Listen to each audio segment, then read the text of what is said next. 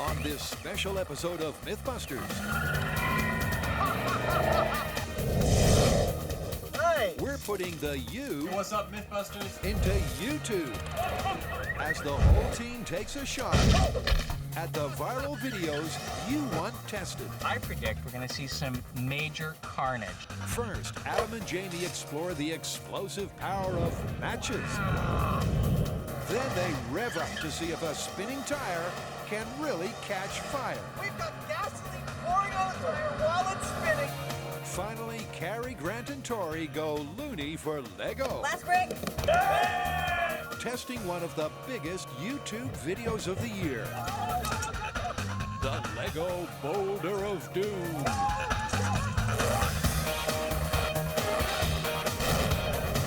Who are the MythBusters?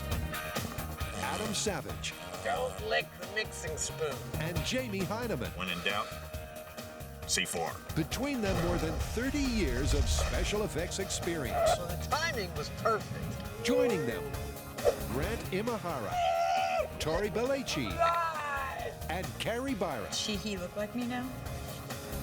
They don't just tell the myths, they put them to the test.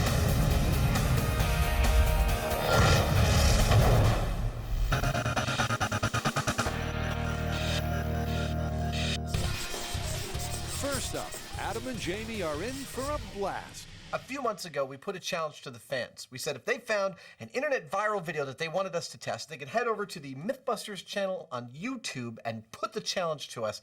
And I have to say, the response has been overwhelming. We've been inundated with suggestions. Although some of them have been kind of weird. I mean, there was this one guy that insists that those vapor trails left by jets are actually toxic chemicals put there by the government. Yeah, and some of them were totally impossible to test, like cold fusion. Yeah, but some of the suggestions were right up our alley. Like what? Well, our fire-loving fans want us to start with a bang. Give me more. Well, this guy sent us this video of a bucket, and it has a bunch of matches in it. He lights it, it makes a big fireball. That's perfect. What's up, MythBusters? I was looking on YouTube and I found a video where some guys got 30,000 Matchheads and they put them all together and they made this great big fireball. And I thought you guys could test it out, see if you can really do that with matches. According to the video, the backyard blast was made using a tin bucket, 30,000 match heads, and one slow-burning fuse. But fans want to know, did match heads alone create this intense inferno? The video says that they used 30,000 match heads. Now, that's going to take a while. Yep, there's nothing to do though but get started. Okay. Instead of wooden matches, Adam and Jamie are slicing and dicing paper matchbooks. Judging by that bucket, I'd say I've only got a drop in the bucket. But what's key is the match heads themselves. All match heads use a potent chemical, potassium chlorate. So potent it's found in gunpowder and was widely used in early explosives. But is it potent enough to create the fireball of the fable? Well, feeling frisky after a full 10-hour day of match decapitation, the MythBusters are itching to find out. The YouTube submission that we are replicating here today is a fan who supposedly spent hours cutting the heads off 30,000 matches, dumped them into a steel bucket, put that steel bucket in his backyard, put a little bit of fuse to it, lit it, and the thing went whoosh like that. That looks good enough to try. And instead of doing it in our backyard, well, we're going to do it in one of our favorite locations, almost our second shop, the Alameda County Sheriff's Bombing Range. The bomb range may seem like overkill, but it's better to be safe than scorched. 30,000 match heads. Yeah. Now, has anyone got a light? This right here is slow-burning cannon fuse. It seems to be what they're using in the video. It burns at about 1 foot every 30 seconds. And we just happen to have some around the shop. While Adam gets in touch with his inner pyro, Jamie explores the burning issue of match safety. You've got potassium chlorate, which is the fuel, and then you have phosphorus, which is what makes it sensitive enough to ignite. Now, in the strike anywheres, that phosphorus is on the white tip right here.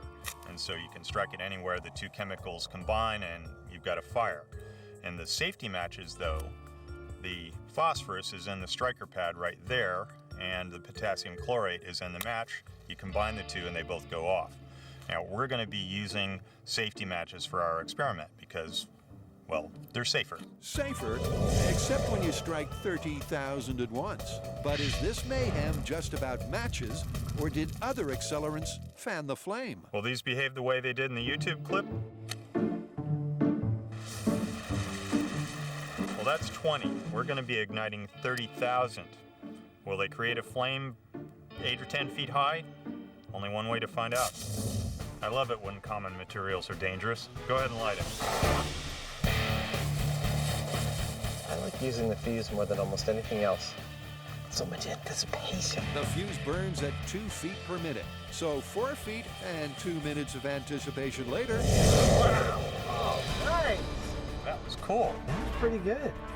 It's a sparktacular result. A 10 feet tall Roman candle.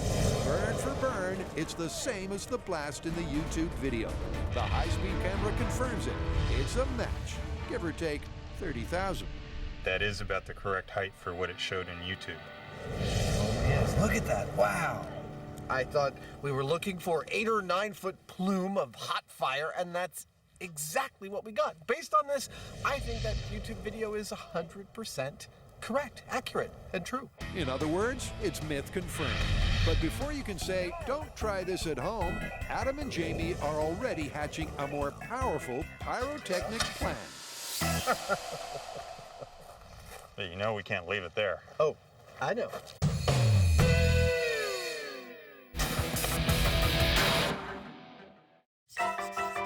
But now, Carrie, Grant, and Tori are going to keep things rolling. Okay, so what have we got?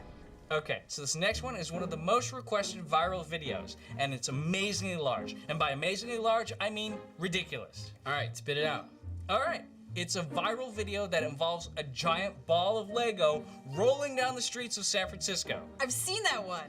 Yes, along with 2 million other people. But for those who haven't, it involves these guys who built this 7-foot diameter, giant, chunky ball of Lego, apparently made out of 5 million pieces. They roll it down the hill Indiana Jones style. It stays completely intact, gains speed, hits a car, and does no damage. All right, so the fans want us to test if this is real or a bunch of Lego lies. Exactly. This Indiana Jones Lego boulder was in the top 3 most requested videos for this YouTube special. Fans want to know if a giant ball of bricks will really roll down a road like this. And then maybe hit a car. Well, Carrie, Grant, and Tori think there may be a few pieces missing to this myth. Think they're loaded? You know, it's hard to tell whether or not this ball is real by just looking at the video. Yeah, actually, most of our fans think it's fake, but I think we can actually test this on 3 parameters. Number 1, would a ball that size contain 5 million Lego, just like the video says? Number 2, could you roll it around that easily, or would it be too heavy? And number 3, would it react the way it did in the video, you know, rolling down the hill and hitting the car? Yeah, and I think that last point is the most interesting because watching the video, hardly any pieces of Lego come off the ball as it's rolling down the hill, and after it hits the car, it does hardly any damage. Yeah, the fans seem to think that it's a lightweight core of some sort with Lego on the outside, but a solid sphere of Lego that size would cause a lot more damage and could be lethal. Okay, first up, I think we need to talk to some experts. What, are we gonna go find some 8-year-olds? No, I think we need to go to Legoland. Legoland? Let's go! Brilliant. So they need answers to 3 questions. Do you really need 5 million bricks to make a 7-foot ball? Could you really roll it so easily? And would a collision with a car really cause no carnage?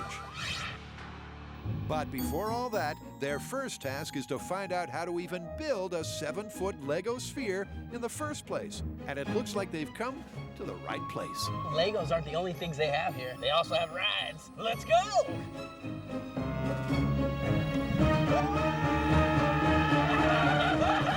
Yes, I'm really starting to understand Lego. Eventually, the team stopped monkeying around and tracked down master model designer Gary McIntyre. So is building a sphere as easy as it sounds? I mean, to do a Lego sphere is pretty much just a series of circles working on 3 dimensions, right? So you're gonna want to maintain circles going on the X, Y, and Z axis all at the same time, and We'll pretty much make a sphere. Simple. And they thought Lego was child's play. It's clear the team needs Gary's help. How would you feel about coming back and helping us build this ball? That sounds like fun. Yeah!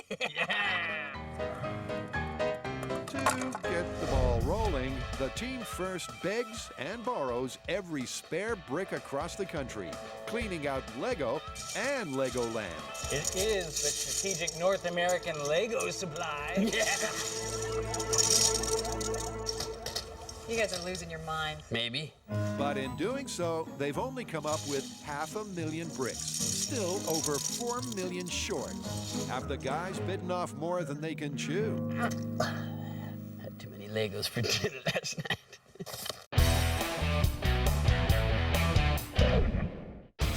It's the MythBusters YouTube special, and it's time to turn up the heat. I think I know what's coming up. Give me a hint. Well, you know when you burn rubber on a car? Yeah. Makes a lot of smoke, right? They say where there's smoke, there's fire. That's what this next myth is about. The YouTube posting that posits if you spin a car tire fast enough and for long enough, it'll actually catch fire. You bet. Check this video out. Okay. Dear MythBusters, I want to know, can you ever spin a car's wheels so fast that the tires catch fire? Please test this. The special effects won't win an Oscar, but it's clear what this web rev head wants. The video looks a little dodgy to me, but I like the idea. How do you want to test it? I can't see that it gets much simpler than this one. We get a nice powerful car and a bunch of tires, secure the brakes in the car so it doesn't get out of control, some temperature monitoring equipment for seeing how hot it's getting, and we spin and burn those tires until we get some fire. I like it. I thought you would. Cavemen first used friction to make fire, but can the same thing happen when rubber meets the road? Well, to find out, the guys have found a muscle car with enough grunt to spin the tires fast enough to maybe burn rubber. And it's all going down at the local police training center. Well, this myth is pretty simple. The myth is that if you're doing a tire burnout, i.e. screeching your tires on the pavement, that you can get them going fast enough that they will burst into flames. I think the testing for this is pretty straightforward. First up, pedal to the metal Heinemann wants to put the car through its paces. He's heard the officers here are fond of donuts. He disappeared in a cloud of smoke. All this smoke, it's clear that the car's got the grunt that this myth needs. It looks like a nice car. In fact, it's a lot nicer than it looks. In there is a race-prepped V8 that's running at about 375 horsepower. This is one of the most powerful cars we've ever been allowed to abuse. We're going to enjoy the moment.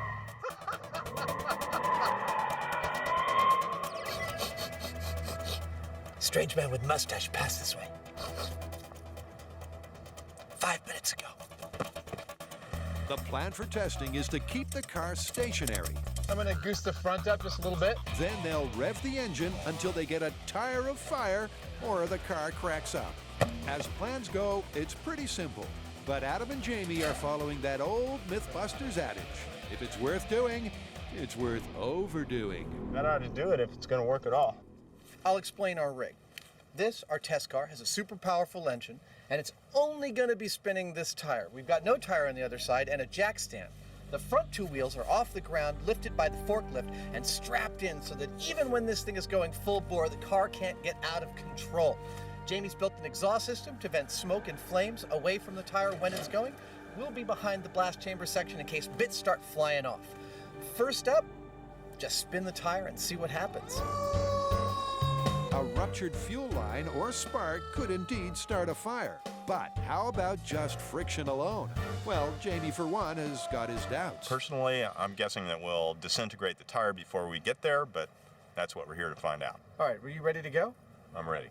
Okay, let's turn on the scrubbers, get behind the wheel, wait for my signal, and we'll start the first test. Got it. We're looking to create a fire here. Now, for a fire, we need 3 things. We need a fuel, which in this case is the tire. We need a source of oxygen, which is the air around us. But for the ignition, we are going to be using the heat generated by the friction between the tire and the road surface. The question is, can we get that tire hot enough to create that source of ignition, and it's got to be really hot. And really hot, in this case, is 300 degrees Celsius, the ignition point of rubber. This is spinning tire fire. Tire with no modifications. Go!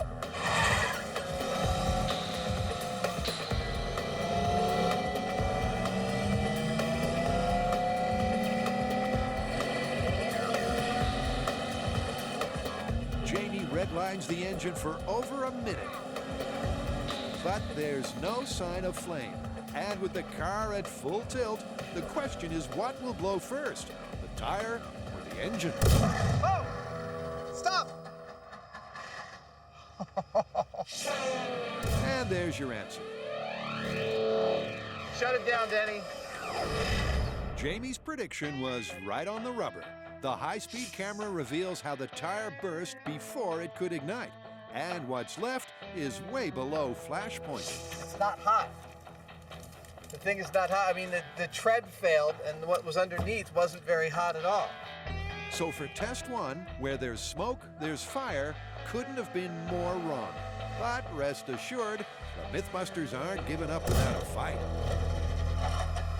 I think you might need some of our firemen's oxygen, though. How you feeling? Yeah, I want to close the windows this time.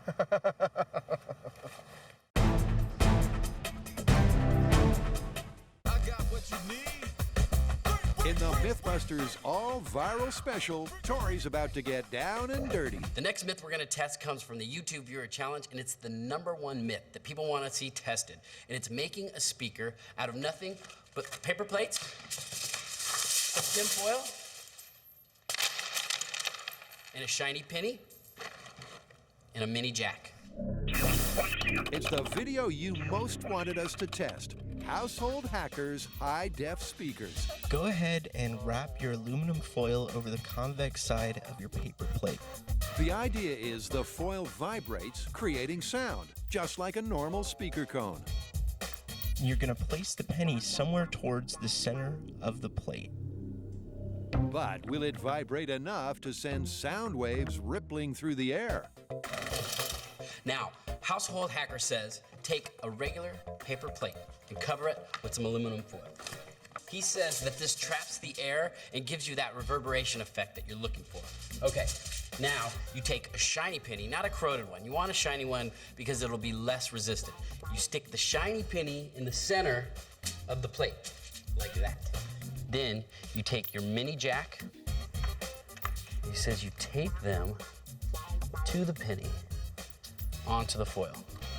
And there you have your high-def speaker. Well, apparently. But I'm not just gonna stop at one. I'm gonna make a 13.2 surround sound system. If these work, this is gonna be insane. Oh yeah, a 13 paper plate speaker surround sound system. Clearly, Tori's a big ideas man. You know, if these work, I might be able to retire early.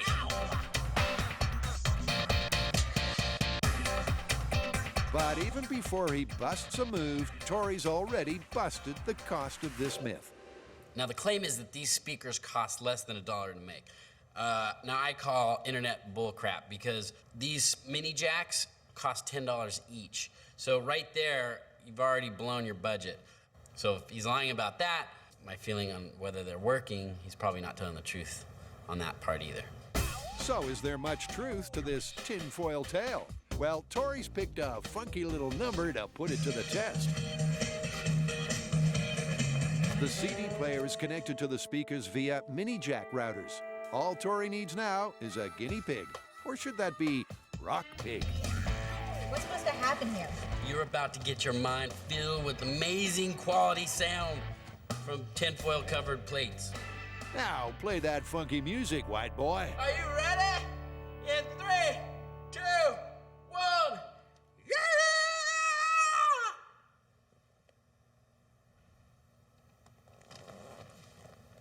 I don't understand. I don't hear anything. What's supposed to be happening? It's supposed to be amazing music coming out of my speakers. Son of a... That's $150 down the tube. But Carrie's had a rockin' idea. Maybe there's not enough power to drive all 13 speakers at once. Maybe all these speakers in parallel are lowering the impedance. Maybe that's your problem. Oh, I didn't think of that. Maybe I'll just try hooking up one. Tori connects the CD player to one speaker, just like Household Hacker did. And maybe like he should have in the first place. One aluminum foil speaker test. Here we go. You ready? It's the golden sound of silence again. Do you hear that? That's the sound of money being thrown away. All right, this isn't working. Sounds like a paper plate speaker for less than $1 really is just too good to be true. Sorry about that. Yeah, sure you are. This myth is busted, along with Tori's speakers.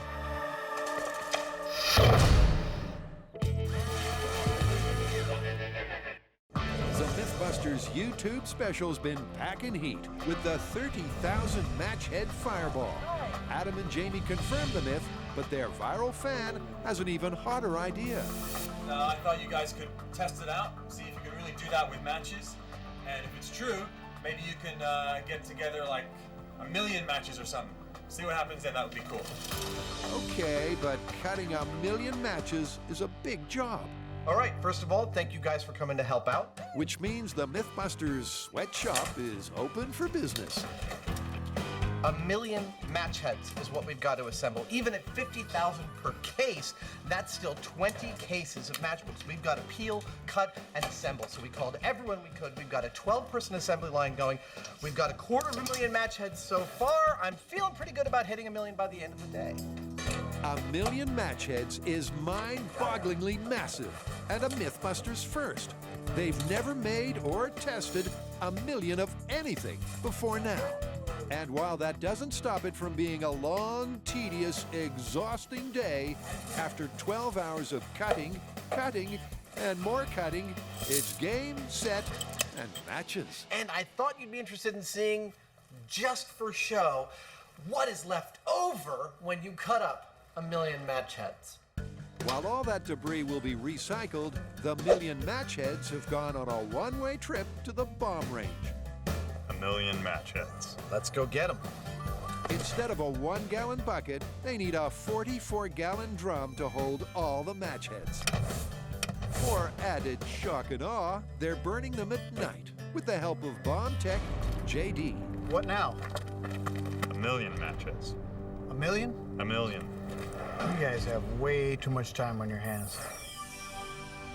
And having too much time on their hands is something Adam and Jamie do best. We caught sight of a nocturnal Heinemann foraging. He seems to be gathering sticks. It's unknown for what, because so little is known about this elusive animal. Is he doing his David Attenborough thing again? Ham actor Adam sure is excited by tonight's fireworks. Seriously, 1 million match heads. 30,000 was fine, don't get me wrong. But we went ahead and cut 1 million. And now we're gonna get to see these puppies burn. Can you imagine if this went off while we were here? If it does go off, it's time to de-ass the area with the quickness. De-ass the area? I like that. That's my new favorite phrase. A quick de-assing plan could come in handy. This crazy request is 33 times larger than the original match blast. But Jamie thinks it could be even bigger. There are times when we're dealing with explosives and other energetic materials that scale isn't linear. In other words, we can get something like a thermal runaway and we get a lot more boom than we planned on because things kind of escalate out of control. Could happen. And when out of control is on the agenda, Adam can't help but laugh like a maniac.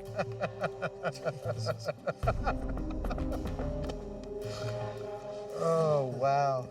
What is 1 million match heads gonna look like? A lot more than 1 million times that, I swear. I feel like it's gonna be like a giant freaking flashbulb. To prove Adam's pyro prediction, they still need one final ingredient. Anybody got a match? You guys ready? Shall we do this? I'm ready. You ready, JD? I'm ready. Let's do it. All right. 1,000,000 match blast has never been attempted. It's unknown, highly explosive territory. So Adam uses a longer fuse for added safety.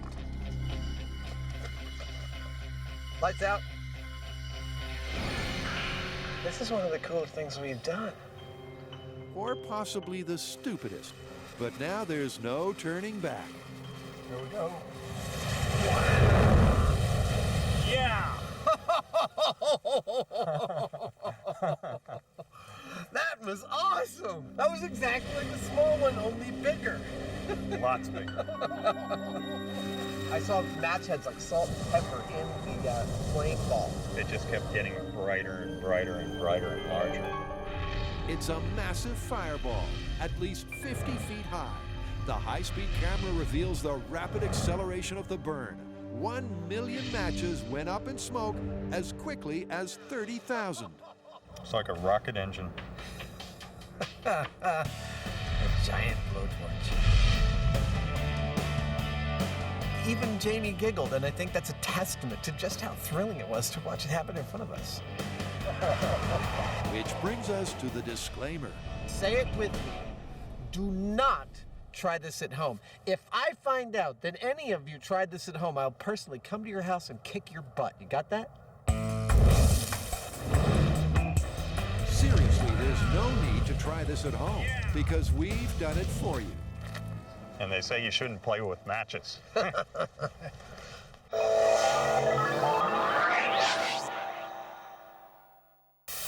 It's a YouTube classic, a giant boulder of Lego rolling through San Francisco. But is this video the real deal or just Lego larceny? To find out, Grant, Tori, and Carrie have scoured North America for enough Lego to build a 7-foot ball of bricks. It is the strategic North American Lego supply. But Carrie thinks something doesn't quite add up with this myth. Now, in the YouTube Lego ball video, they claim to use 5 million Lego blocks.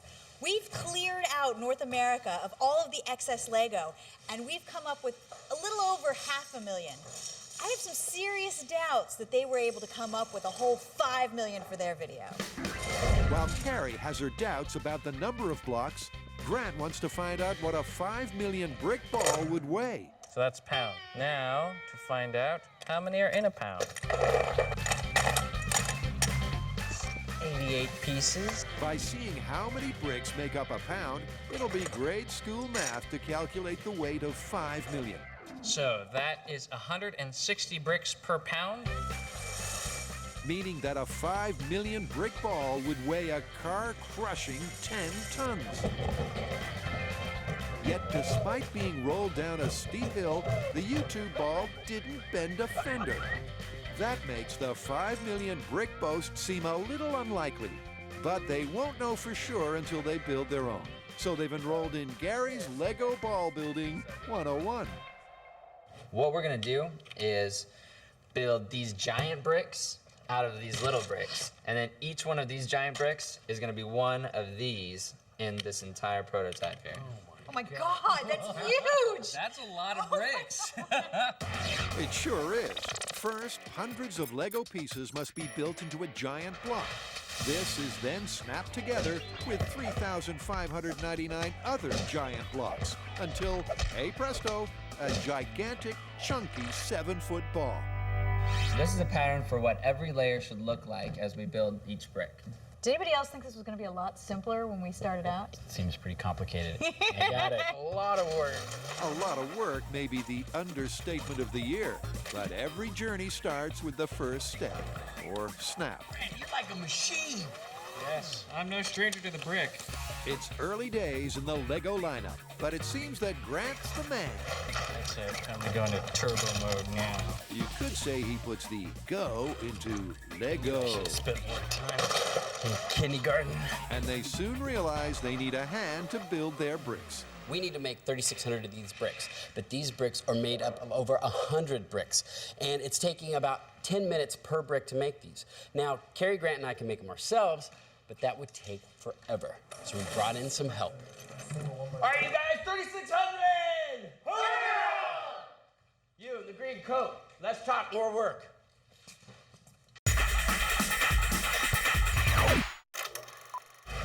Meanwhile, things are reaching breakneck speed in the test to see whether a spinning car tire can ever catch fire.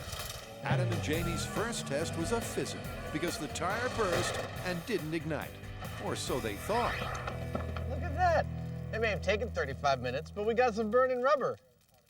Hey, Jamie. It's a sizzling surprise. Remarkably, the powdered rubber shed by the tire has ignited half an hour after the test. That sucker's gotten hot in the last half hour. The flames fuel Adam's optimism. What we saw in this tire dust after Jamie burned the rubber was smoldering smoke. That was small particles of this acting kind of like coals in a barbecue. They were being converted to smoke by heat. And enough of them propagated that while we were eating lunch, the thing caught on fire. To me, that means that the elements for tire ignition are here. They're just maybe not all in the right place at the right time for us. If they can find a way to ignite the rubber while it's on the tire, then maybe this myth is more fact than friction. So we did get the tire burned. It just took a little longer than we thought, like about an hour. Exactly. We just have to shorten that timestamp, and I think we're good. Let's put it out. And Adam's got an idea to shorten that time span on their next spin. We get the tire spinning up really fast, we got some really hot temperatures, and then we add sparks, which could happen if a piece of equipment's dragging from the bottom of a car. Maybe that is going to get us the ignition we're looking for. Right Spark Adam has rigged an angle grinder to a sheet of metal to get more sparks than the 4th of July. We'll do that for about 45 or 55 seconds. Once more, Jamie climbs into the hot seat, this time with an oxygen mask. All right, dude, you're good to go. I'll start the sparks once you start to burn. Now we got sparks going.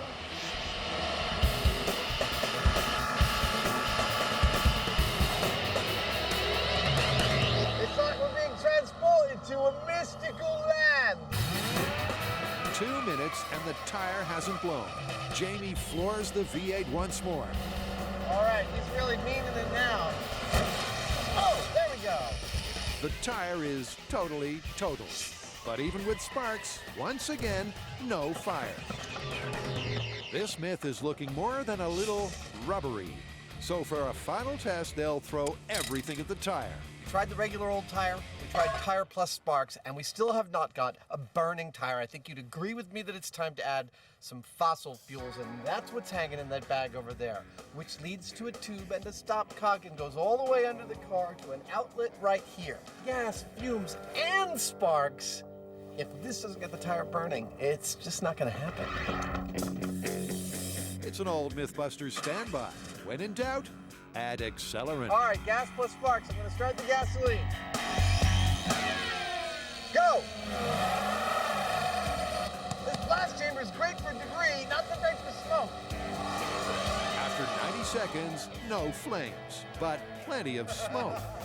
We've got gasoline pouring on the tire while it's spinning and sparks shooting on the gasoline-soaked tire. I still don't think we're getting burning rubber. Gas fumes and sparks should be an explosive mix. Something here doesn't add up. I think that's about it. Jamie, are you all right? He's all right. He's breathing oxygen. How was that for you? Seemed like it took forever. Did we get any kind of fire? We didn't get any kind of fire. We had sparks shooting right on the gasoline, and the smoke was everywhere. We gave it every kind of bad situation a car could find itself in. Accelerants on the ground, sparks shooting, tires spinning until it burst, and we didn't get a burning tire. And Jamie's got a theory as to why. It seems to me that the wind coming off of the tire as it was spinning was keeping the gasoline from igniting. Yeah, totally. Turns out that the turbulence caused by the spinning prevented any sort of ignition, meaning that the tire effectively has its own fire prevention system. And that means it's time to retire this myth for good. Well, I guess this means it's busted. That's totally busted.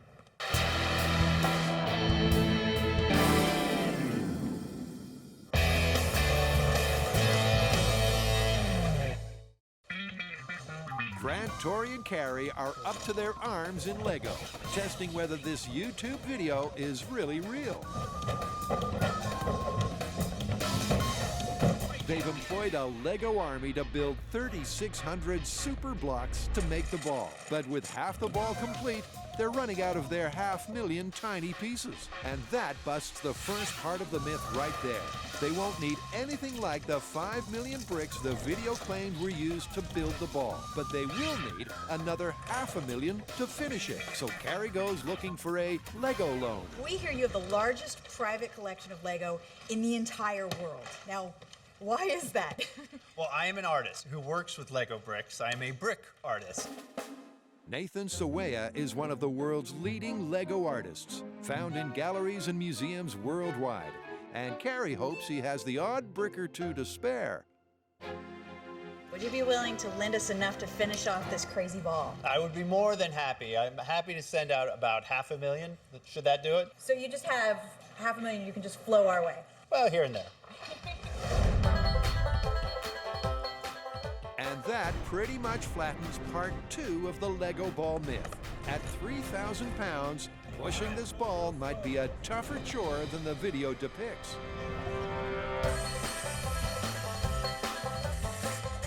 Now all 1 million bricks are transformed into 3,600 super blocks, so the ball itself can be built for the final Lego versus car test.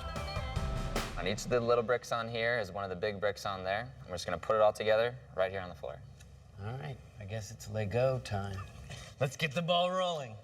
The final stage begins, layering the blocks to build the ball from the ground up. That's if they can follow Gary's plan. This layer here is this layer, and this layer is that layer. Maybe you should put the middle pieces on.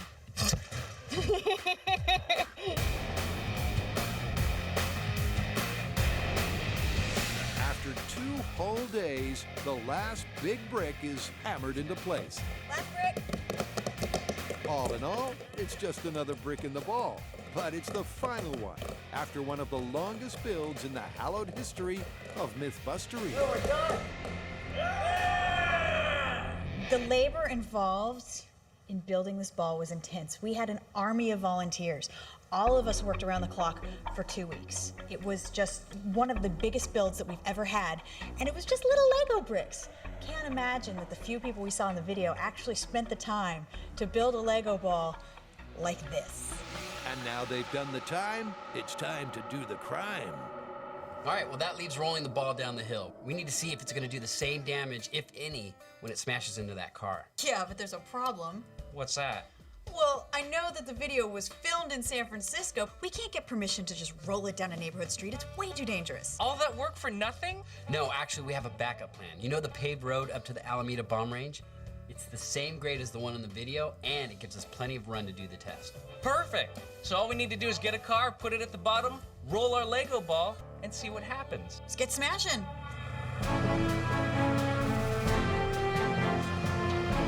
Giant Lego ball, here it comes. It's a delicate operation, but eventually the ball rolls up at the roll down. Oh, just a few casualties. It mostly made it. Keep coming, you're almost there, and... This looks like the perfect place for a giant game of 10-pin. Okay, so here's our setup. We are on an incline, roughly matching the one in the viral video. We have our ball at the top. To guide the ball down to its target, which is in fact a real car, we have barriers set up on either side. Let's chalk it up so it doesn't go rolling down the hill. Before they can let go, the team review the myth piece by plastic piece. So there are 3 parts to this myth. First, that a ball of this size required 5 million pieces. That one's busted. We only used 1 million pieces to get to a ball this size. The second part of the myth is that this ball is easily moved around, but there's no way that's possible. This ball weighs 3,000 pounds, so that part of the myth is busted. And the third part of the myth is that the ball rolls down the hill and bounces off a car. Will that be busted or confirmed? We're about to see. And after putting in so many hours and so much hard work to build their big rainbow-colored ball, the team is hoping for a big finale. Grant's got a perilous prediction for a fantastic plastic car-crushing ball of doom. I predict we're going to see some major carnage. The ball is going to roll down there, chunk, chunk, chunk, chunk, chunk, pieces flying off everywhere, and ba-boom! It's going to hit the car at the bottom and cause mayhem. It's only 3,000 pounds. Okay, we're clear. We're ready to roll. Oh no! I can't believe it! My heart's racing. You ready? All right, Ready? 1, 2,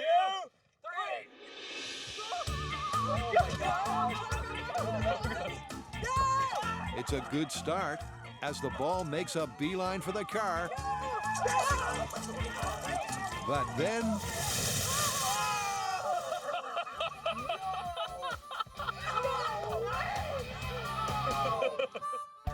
2 weeks and nearly 1,000 man-hours to put 1,000,000 bricks together and just 10 seconds to tear them apart. Didn't even make it to the car!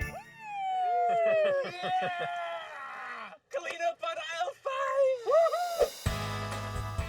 5! The high-speed camera reveals a huge vertical split busted the ball wide open, along with the third and final part of the Lego ball myth. It's Strike 3 for this story.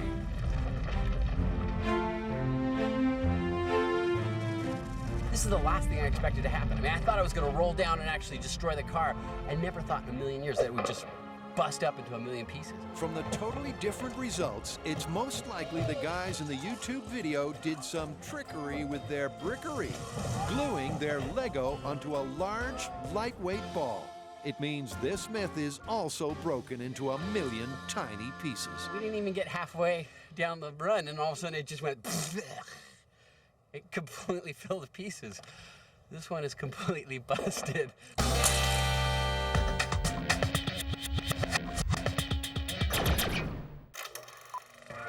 There's been a lot of monkeying around with matches by our MythBusters.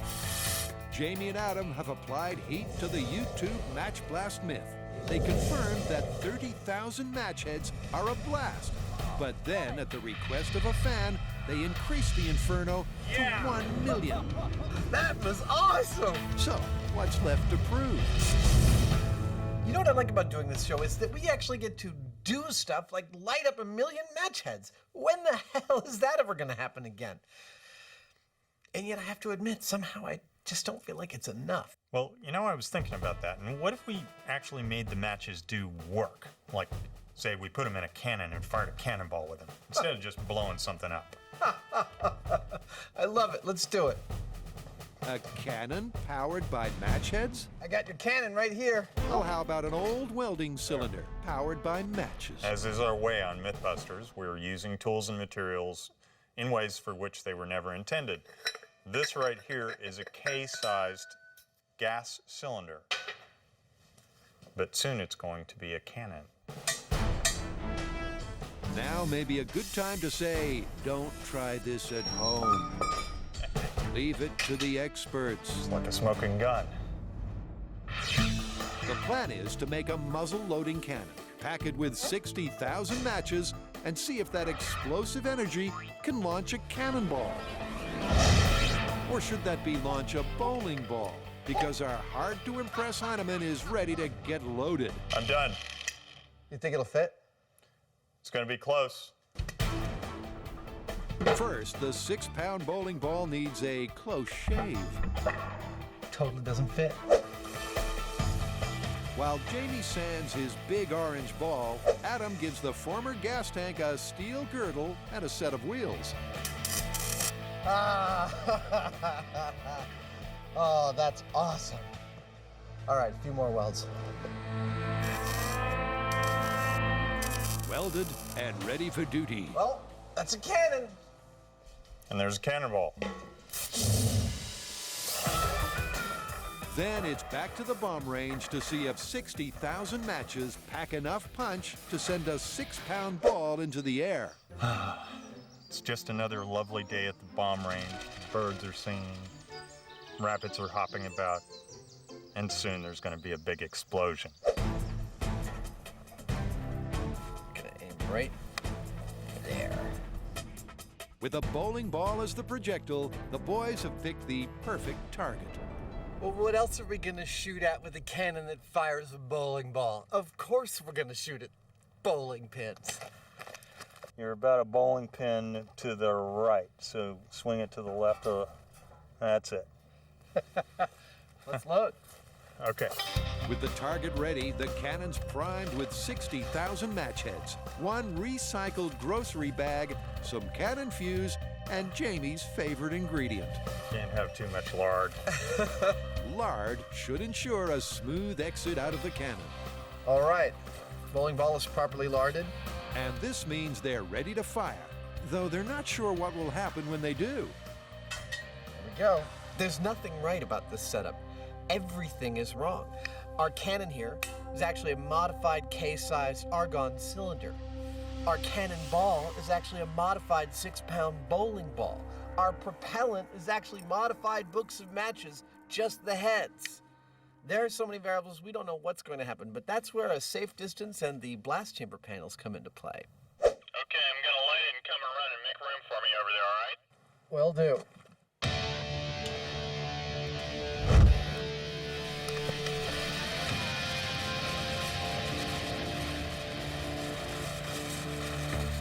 I love cannon fuse. I know, totally.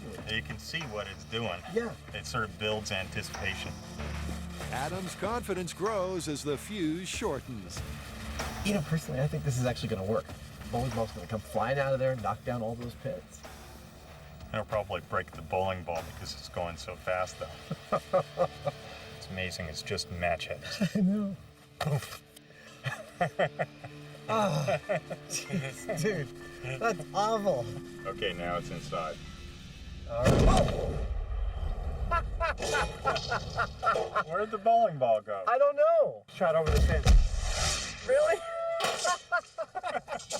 We missed the pins. It's a humongous blast. The cannon went great guns, hurling the bowling ball over the pins, over the fence, and up over the hill. We got to go look for it. Uh-huh. Come on.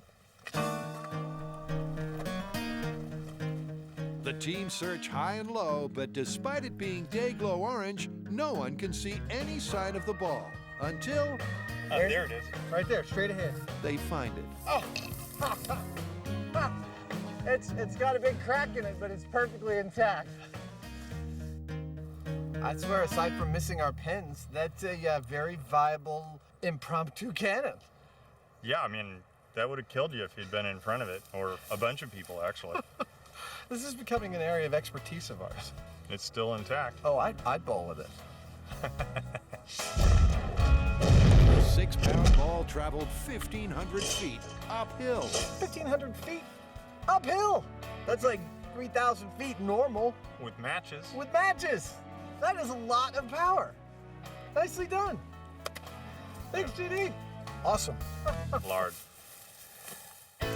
The high-speed camera reveals a fiery blast and recoil that's as good as or better than if they'd used gunpowder.